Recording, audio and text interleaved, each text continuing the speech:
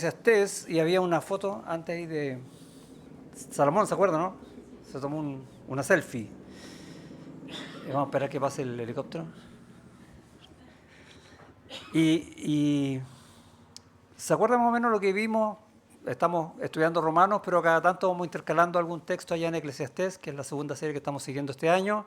Elegí textos, o sea, libros súper fáciles para aprender, para desafiarnos, pero por lo que dije al principio, el Señor siempre quiere decir algo a nuestros corazones de distintas maneras. Este es un libro de sabiduría, a pesar de que uno lee y dice cómo puede ser tan poco sabio, pero nos quiere enseñar justamente eso. Recuerdan que les dije que la tónica del libro es que el rey Salomón, que es el predicador que se presenta aquí en el libro, está hablando cómo es la vida del hombre bajo el sol, o si quiere, bajo las nubes, porque está nublado hoy día, ¿sí?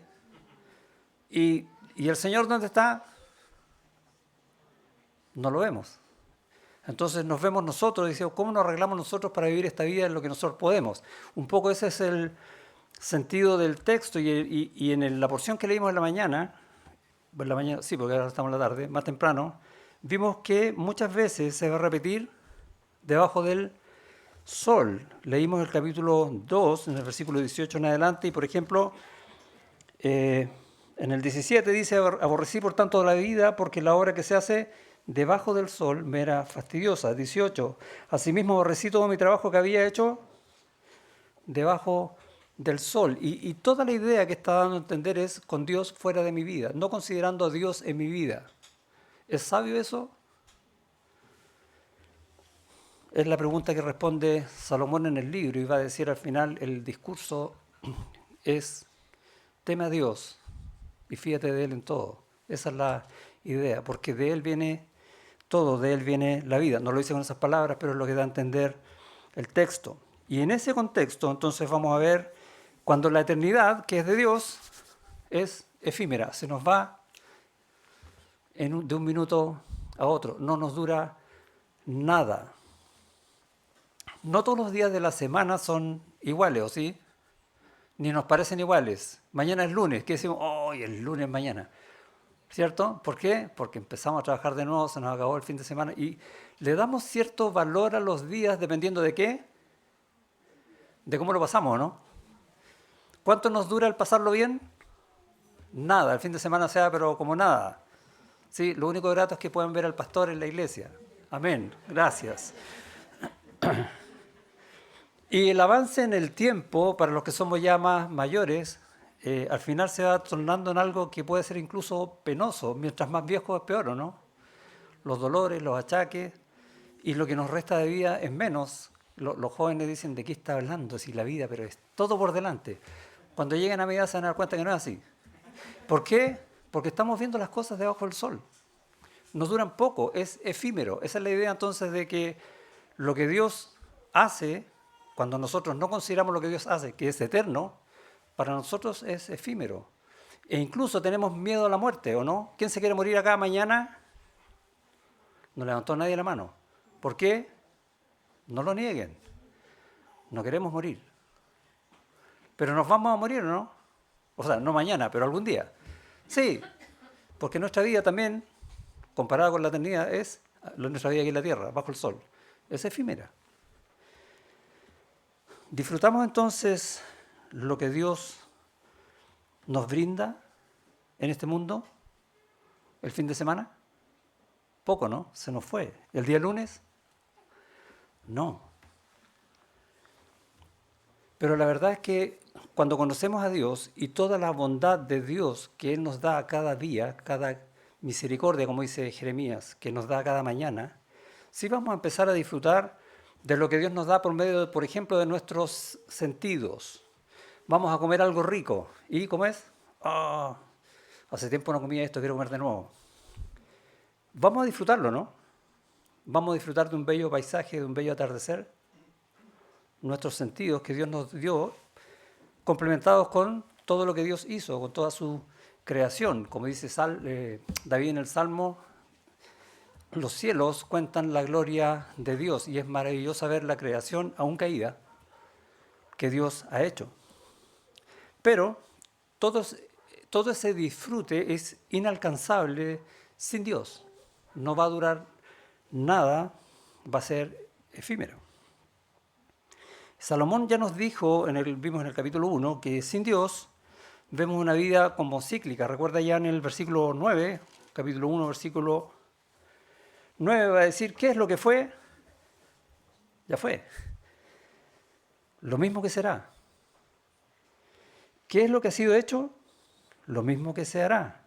O sea, vuelve una y otra vez. Y da el ejemplo, por ejemplo, del río este que va al mar, el mar se evapora y vuelve al río. Y todo el tiempo lo mismo.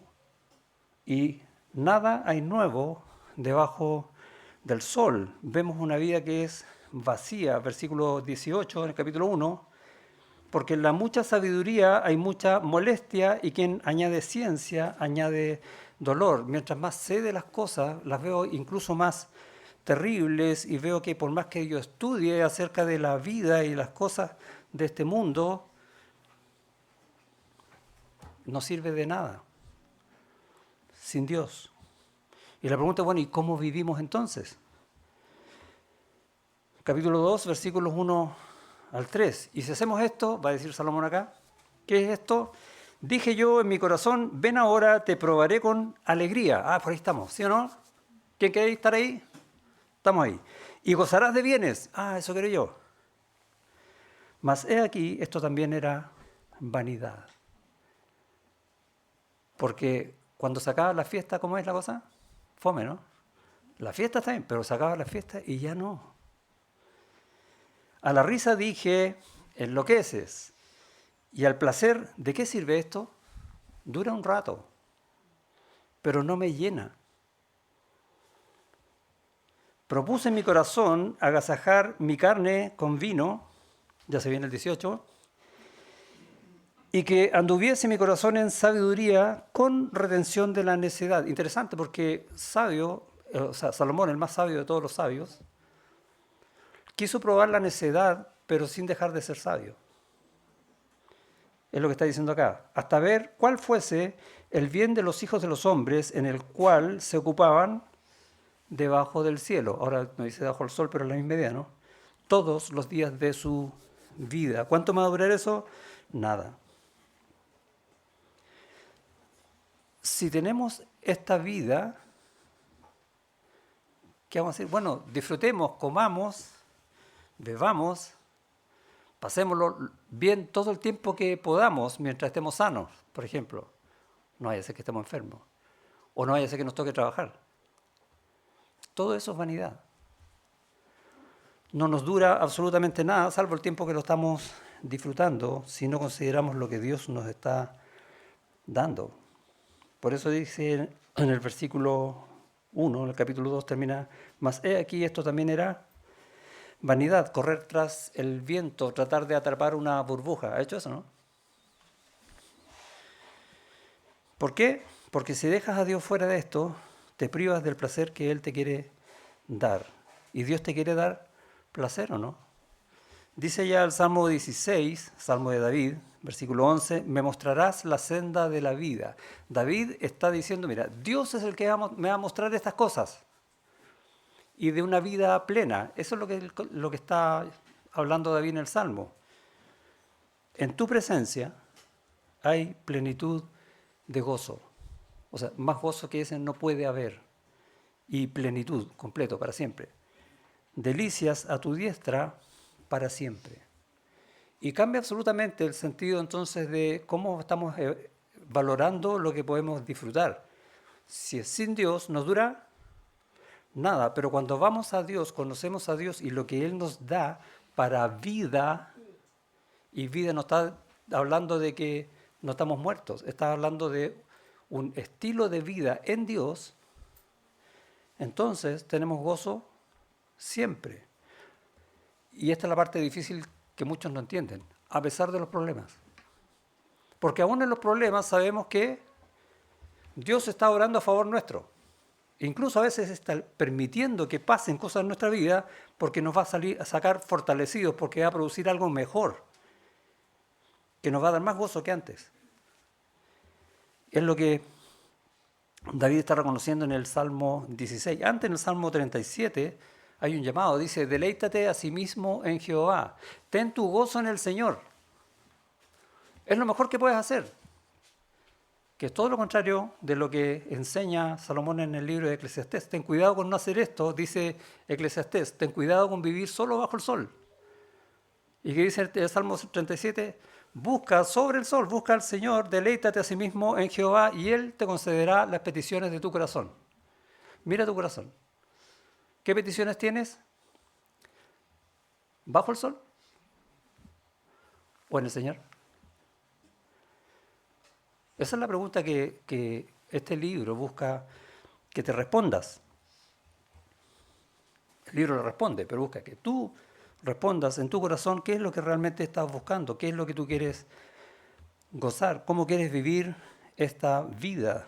O de otra manera, para hacerlo un tema más práctico, si para ti lo material, una casa, un auto, vacaciones, es la bendición, es porque todavía no conoces la bendición del Señor. Suena fuerte decirlo así, ¿no? Porque muchas veces todos, y me incluyo, decimos gracias Señor por esta bendición, por algo que es material, ¿o no? Pero tenemos que cambiar ese sentir, no para no agradecerlo, para agradecerlo porque por algo viene de tu mano para mí. Ejemplo práctico de todos los días, los alimentos. Damos gracias al Señor por la bendición de los alimentos, ¿sí o no? ¿Por lo material? No, porque Él nos sustenta. Por eso estamos dando gracias y cambia. ¿Y cuánto tiempo nos sustenta el Señor? Eternamente. Por ahí va entonces la idea. Cuando uno conoce la bendición real, la bendición que viene de Dios, va a decir como Pablo allá en la carta a los Filipenses. Recuerda que Pablo cuando escribe la carta a los Filipenses está preso. ¿De qué fiesta me está hablando? De ninguna, está preso. ¿Y qué dice él? Mira cómo le escribe a los hermanos. Dice, así que hermanos míos, y yo destaqué algunas palabras ahí, ¿no? Amados y deseados. Cuando uno lo está pasando mal, ¿en quién está pensando? En este mundo, bajo el sol, estoy pensando en mí, pobre de mí, miren cómo lo estoy pasando mal, ayúdenme. ¿Y qué dice Pablo? ¿En quién está pensando? En ti. En otros, por amor del Señor, en Él y para los otros, amados y deseados, gozo y corona mía. Wow. ¿Has orado así alguna vez o dado gracias al Señor por tu hermano de esa manera? ¿Por todos? Estad firmes así en el Señor, amados. Y la idea entonces, ese concepto de estar firmes en el Señor es justamente, vive sobre el sol, vive en el Señor estas cosas que Él te da para que tú las disfrutes. Entonces uno dice, tengo miedo de decir gracias al Señor por esta bendición porque es material. No, da gracias al Señor porque viene de Él, reconoce su mano en lo material. No des gracias por lo material, sino por la mano de Dios que la provee. Es sutil la diferencia, pero es sustancial. Es una diferencia de vida. El problema con el placer humano cuando nosotros buscamos solamente lo material, o lo que a mí me importa, o lo que yo necesito, es que vamos a aumentar el egoísmo. Y con eso ya venimos de fábrica. Todos nacemos con pecado y el pecado nos llama al egoísmo. Y siempre les doy el ejemplo de que podemos verlo, por ejemplo, en un bebé recién nacido. O un niño que es chiquitito. Si le pones a otro niño al lado, le va a convidar los juguetes, ¿no? No, se los va a quitar.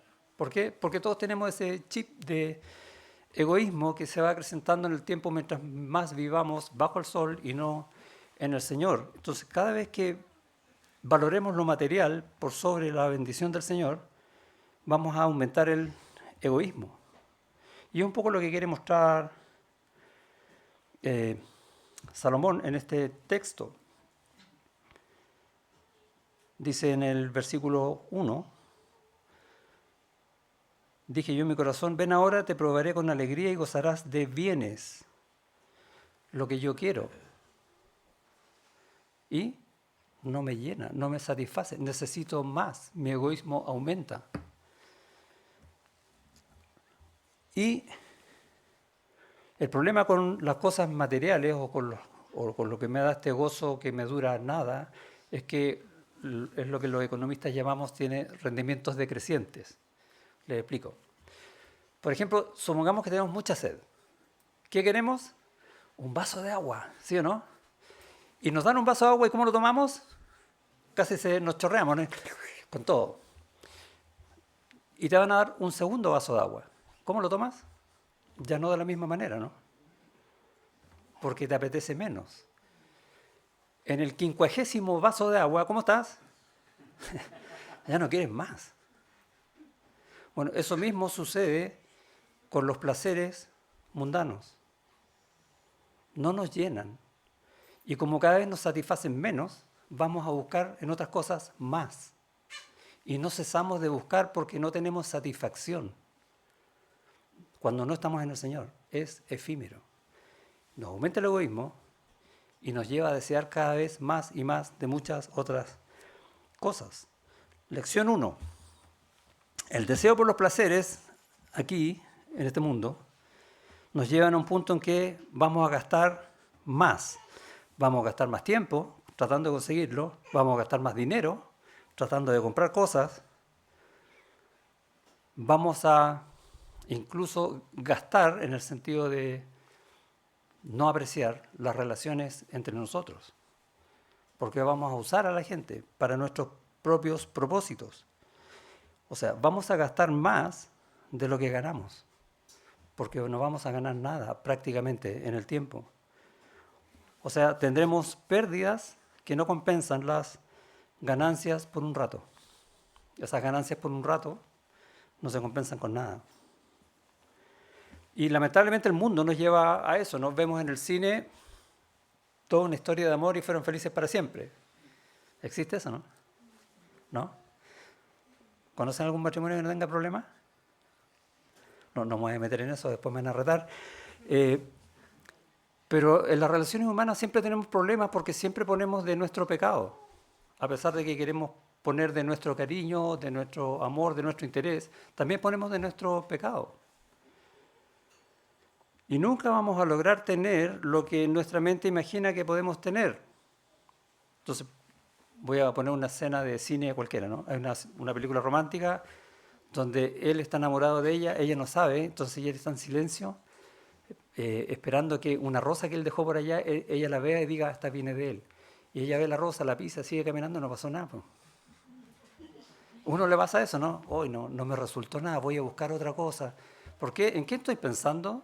En mí.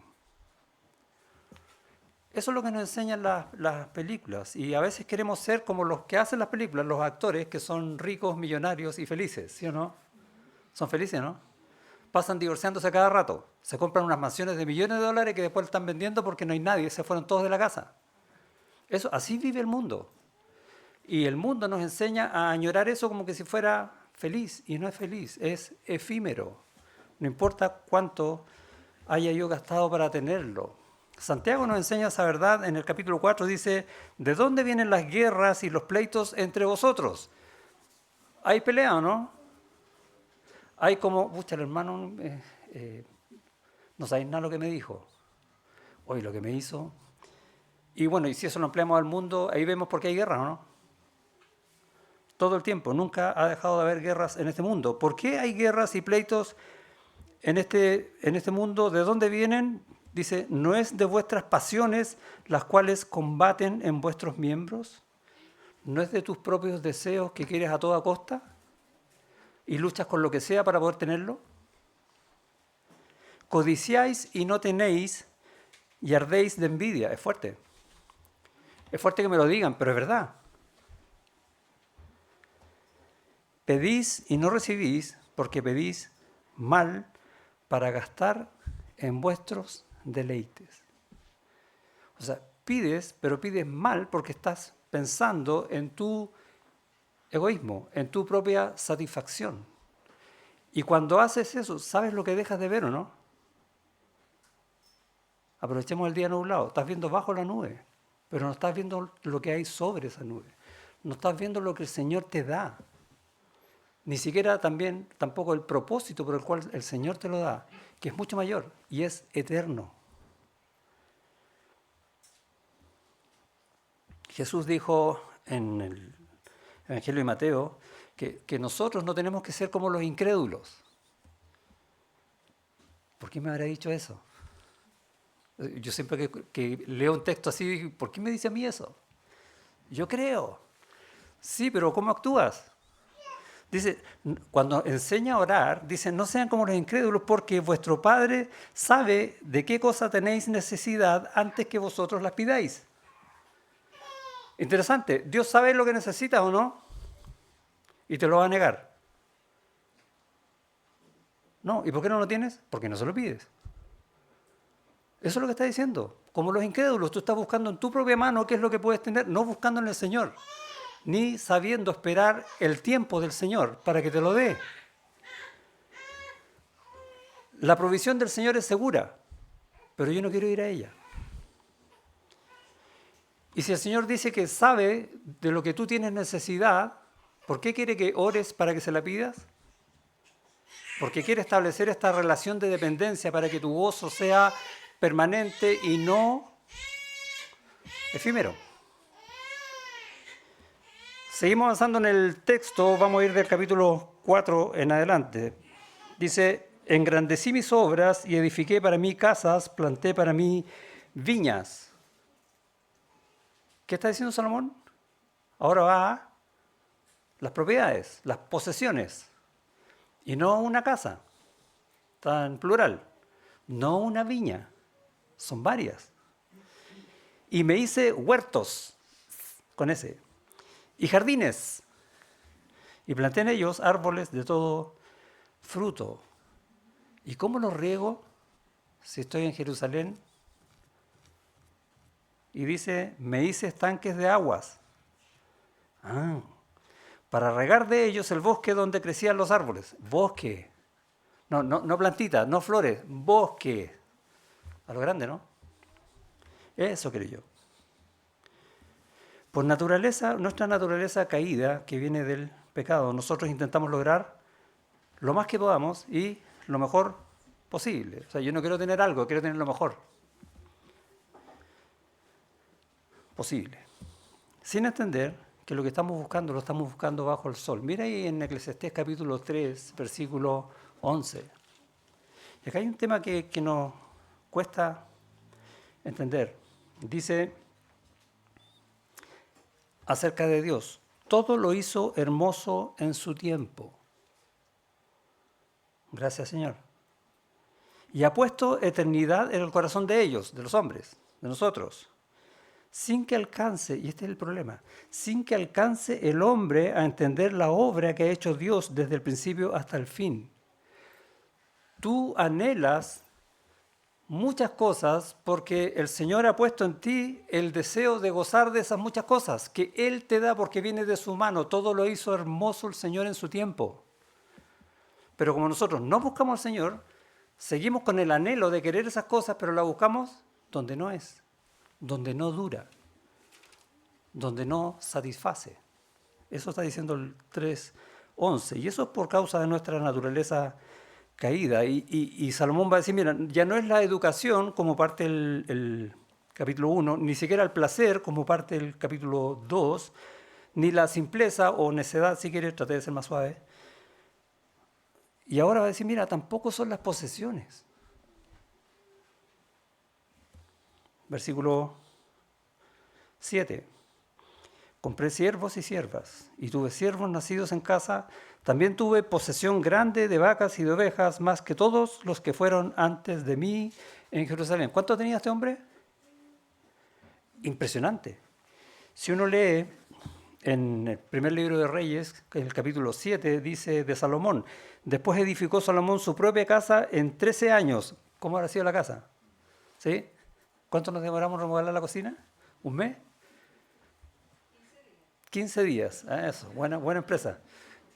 13 años construyendo casas. ¿Cuántas esposas tuvo Salomón? ¿Cuántas casas habrá edificado? Y si la señora decía, no, sabes que no me gusta la ventana y me gusta, ¿no? Asimismo edificó la casa del bosque del Líbano, la cual tenía 100 codos de longitud, y está hablando de unas casas bastante grandes, y empieza a hablar de todo lo que él construyó.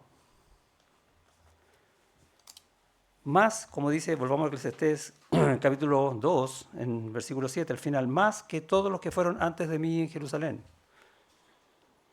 Me amontoné también plata y oro y tesoros preciados de reyes y de provincias. Tenía un poco de cosas este hombre, ¿no? ¿Cuánto? Versículo 9. Y fui engrandecido y aumentado más que todos los que fueron antes de mí en Jerusalén. A más de esto, conservé conmigo mi sabiduría. Y uno entra a dudar, ¿no? ¿Será tan sabio? No negué a mis ojos ninguna cosa que desearan, sin caer en pecado. Esa es la idea. Por eso que dice que trató de ver cómo es la necedad, pero sin dejar de ser sabio. La idea sin haber probado algo que sabe abiertamente que va contra el Señor. ¿Hizo eso, no? Claro que sí. Tuvo como 1000 mujeres. Igual cayó. Ni aparté mi corazón de placer alguno, porque mi corazón gozó de todo mi trabajo y esta fue mi parte de toda mi faena. Miré yo luego todas las obras que habían hecho mis manos, y son innumerables, esa es la idea, y el trabajo que tomé para hacerlas, años y mucho dinero, y he aquí todo era vanidad y aflicción de espíritu y sin provecho debajo del sol. O sea, ni aunque tengas toda la plata del mundo, vas a lograr satisfacer tu corazón. Es lo que está diciendo Salomón. Es triste, ¿no? Y el mundo está convencido que sí puede hacerlo. De ahí vienen las guerras, ¿sí?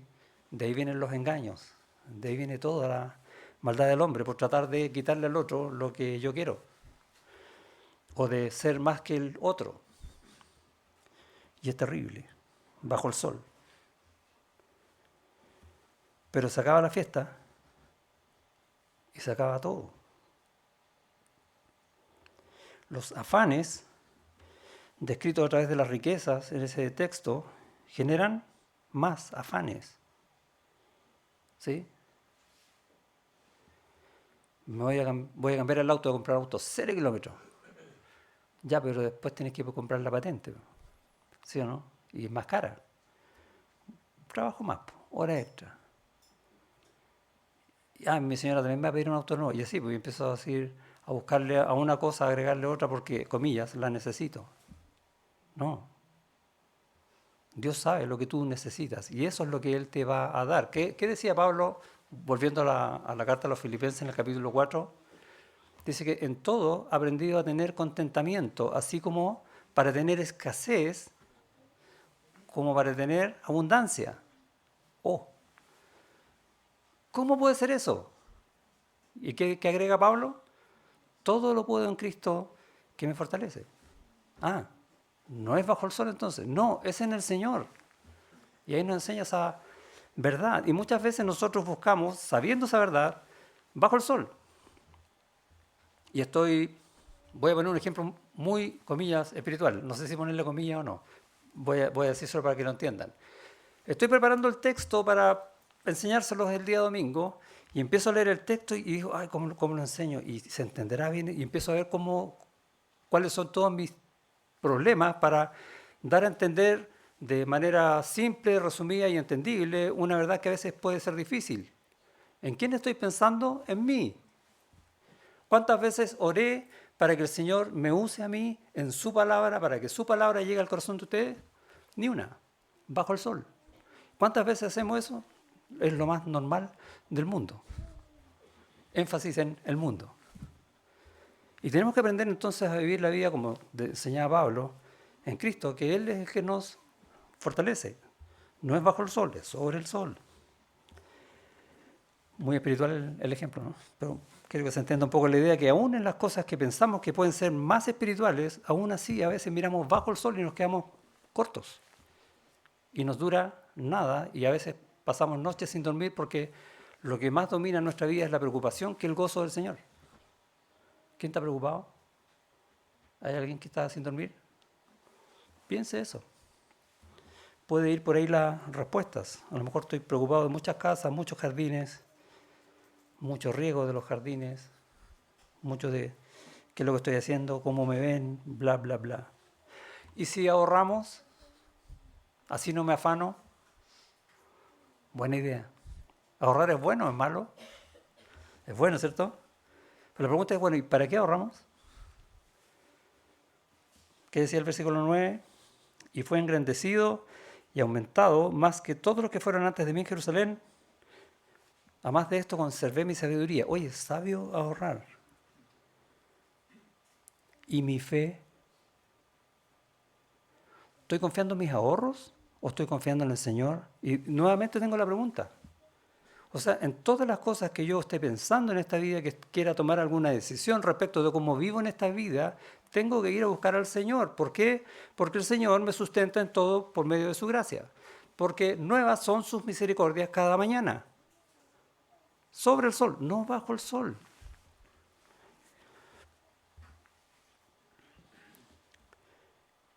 Hay que ser sabio, ¿no? ¿De dónde viene la sabiduría? Todo don perfecto viene de lo alto, viene del Señor. No seas sabio en tu propio entendimiento. Dice Proverbios, cuidado con eso. Lección 2.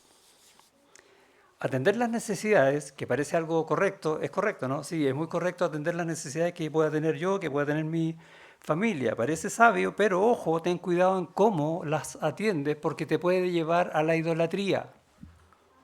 ¿O no? Depende de cómo estés enfocando el tema. Dice Jesús, también en el Evangelio de Mateo, ahí en el Sermón del Monte, ninguno puede servir a dos señores, porque o aborrecerá al uno y amará al otro, o estimará al uno y menospreciará al otro. No podéis servir a Dios y a las riquezas. Decídete. ¿A quién quieres servir? ¿De quién quieres tener? Porque de este mundo es efímero, pero el Señor es eterno. ¿Qué es mejor entonces? ¿Ser sabio o ser necio? Y es lo que va a decir a continuación y vimos en la lectura más temprano. Ahora, en el versículo 12, Eclesiastés 2:12, dice, después volví yo a mirar para ver la sabiduría. E íbamos a entrar en el tema de, bueno, ¿soy sabio o soy necio? Y los desvaríos y la necedad. Porque, ¿qué podrá hacer el hombre que venga después del rey? O mi hijo, mis descendientes, un poco esa es la idea, o el que me suceda, nada. Sino lo que ya ha sido hecho. En el fondo es, ¿puede el hombre pensar más de lo que piensa el hombre? ¿Puede el hombre saber más de lo que sabe el hombre? Y la respuesta es no. Y él se pone como ejemplo como que yo llegué al tope bajo el sol. Y he visto que la sabiduría, eso sí, sobrepasa la necedad como la luz a las tinieblas. O dicho de otra manera, lo más probable es que el que es necio caiga en una serie de errores y de peligros, mientras que el sabio pudiera evitarlos. El sabio tiene sus ojos en su cabeza, mas el necio anda en tinieblas, pero también entendí yo que un mismo suceso acontecerá al uno como al otro. ¿Qué suceso? La muerte. Entonces, ¿qué saco con ser sabio si igual voy a morir? Esa es la pregunta. Es muy animador el texto. Entonces dije yo en mi corazón, como sucederá al necio, me sucederá también a mí. ¿Para qué, pues, he trabajado hasta ahora para hacerme más sabio? Y dije en mi corazón que también eso era vanidad. ¿Hasta dónde llega la sabiduría del hombre? Hasta el premio Nobel, si quiere, no más allá de eso. ¿Hasta dónde llega el hombre?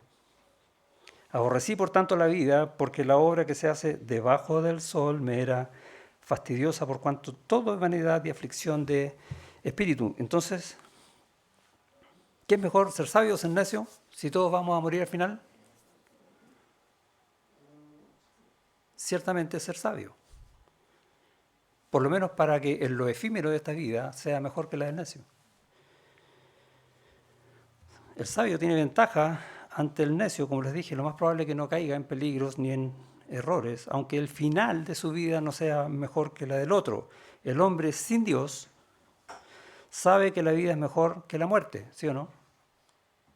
Les pregunté, ¿quién quiere morir hoy día? Nadie. La vida es mejor que la muerte, ¿sí o no? ¿Estamos de acuerdo con eso? Sí. Pero no llega a ver lo mejor de la vida. Sin embargo, si vemos cómo piensa un creyente que busca a Dios, vemos el Salmo 34, por ejemplo, en el versículo 12 va a decir, ¿quién es el hombre que desea vida? Esto lo va a usar Pedro también en su primera carta. Que desea muchos días para ver el bien. El hombre desea vida, ¿no? ¿Y sabes por qué? Porque Dios puso eso en su corazón. ¿Te acuerdas? Puso eternidad en el corazón del hombre. Vida. Pero vida en él. ¿Y qué hace el hombre? Quiere vida, pero vida en lo que yo quiero lograr. Que por favor que nadie me moleste porque yo quiero lograrlo todo. Ni siquiera Dios me moleste. Pero lo que están buscando no es lo mismo, de formas distintas. ¿Quién es el hombre que desea vida? Todos. Ahora, ¿que desea vida en Cristo? Hay una diferencia. Claman los justos, los que entienden esta verdad, y Jehová oye. Gracias, Señor. Él sabe que yo quiero vida, pero vida en Él. ¿Y Él qué va a hacer? Me va a responder. Y los libra de todas sus angustias. Me da paz. Cercano está Jehová a los quebrantados de corazón. No está lejos, está conmigo cuando yo lo necesito. No estoy buscando bajo el sol, estoy buscando al Señor. Dice el Salmo, y sálvalos contritos de espíritu. Muchas son las aflicciones del justo, ¿sí o no? ¿O hay alguien en este mundo que no tenga aflicciones para hacerme amigo de él? No, ni uno. Todos tenemos aflicciones, muchas. Pero de todas de ellas les librará Jehová. ¿Cuándo? Cuando lo busca a Él, cuando depende de sus misericordias. ¿Por qué? Porque Dios puso en nuestro corazón ese, llamémosle, chip para buscarlo. El problema es que muchos quieren saltarse ese paso y buscar en lo que ven, en lo que alcanzan sus manos, no a Dios. Que es justamente el planteamiento que está haciendo Salomón en el libro. Versículo 18. Asimismo aborrecí todo mi trabajo que había hecho debajo del sol. Qué triste ese versículo. Tanto trabajar para nada. Es como, el cual tendré que dejar a otro que vendrá después de mí. Y quién sabe si será sabio o necio el que se enseñoreará de todo mi trabajo en que yo me afané y en que ocupé debajo del sol mi sabiduría. Esto también es vanidad, es efímero, no dura nada cuando yo veo de hombre a hombre. Volvió, por tanto, a desesperanzarse mi corazón acerca de todo el trabajo en que me afané y en que había ocupado debajo del sol mi sabiduría. La sabiduría que es buena aquí no sirve.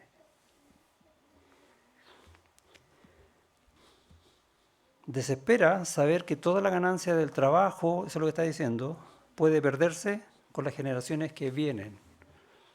¿Sí? Se muere el que tiene las propiedades y vienen las herencias a repartirse entre los hijos. Y empiezan los problemas. ¿Sí? Y mientras más hijos, más repartija. Más problemas, más pelea. ¿Para qué sirvió todo eso? Para un desastre. No podemos conservar el dinero, ¿sí o no? No podemos.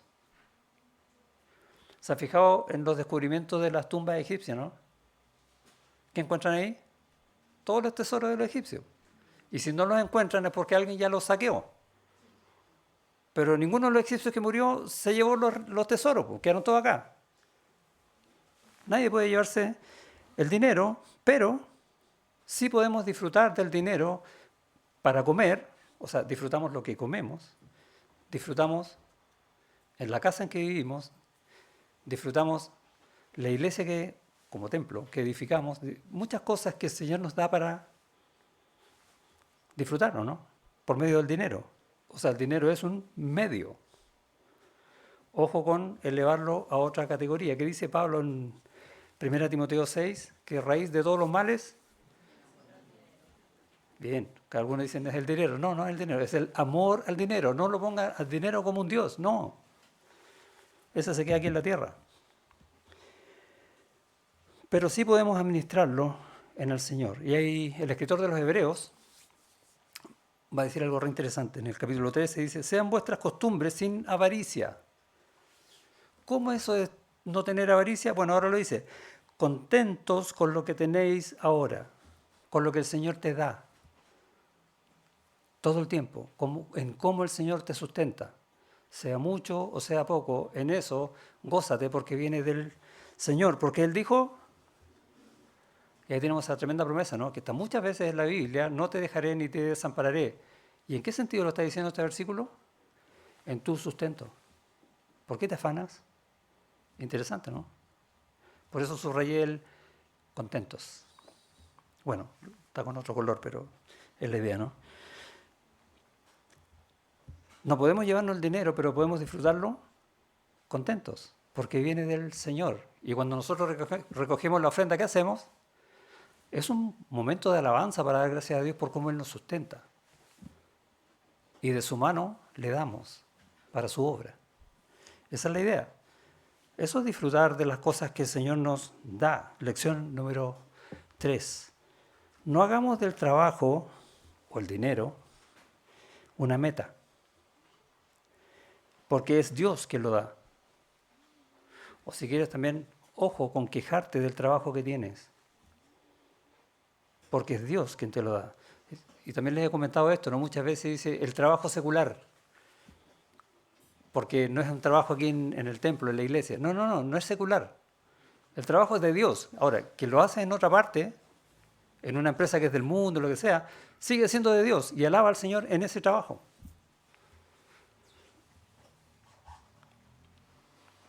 Y Dios es el que te da ese trabajo y ese dinero, o Dios te lo quita. ¿Para qué? Para que aprendamos a confiar en su mano. ¿Qué dice el versículo 24 de Eclesiastés 2?